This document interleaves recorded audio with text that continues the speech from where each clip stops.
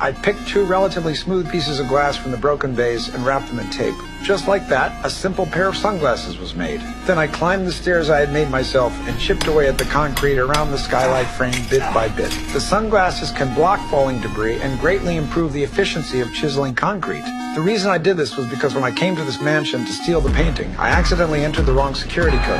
As a result, all the doors locked immediately, and I ended up trapped inside the mansion. Damn it. With no other choice, I had to escape through the skylight. But what I didn't expect was that I found screws in the concrete. I tried to turn them by hand, but the screws were too tight to budge. I desperately searched for a tool to turn the screws, but the mansion's owner seemed to have planned ahead.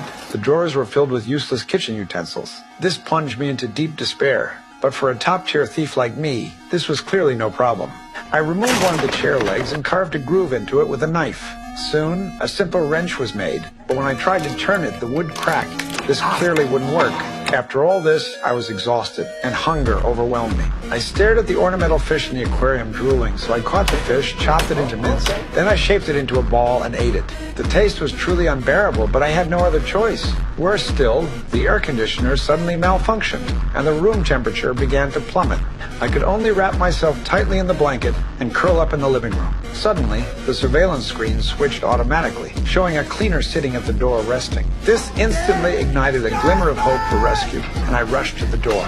I grabbed an iron pot and smashed it against the door, trying to catch her attention. But the door's soundproofing was excellent, and the cleaner couldn't hear a thing. So I wrote a distress message on paper and tried to slip it through the door crack. But I didn't realize the door was sealed tightly against the floor. I was utterly devastated and screamed at the top of my lungs.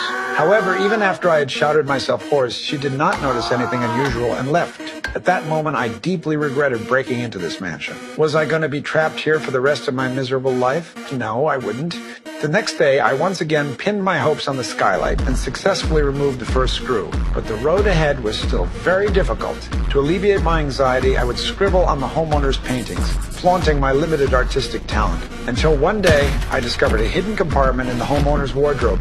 I moved the wooden panel and found a narrow corridor inside. I walked carefully to the end, but suddenly I saw a terrifying scene.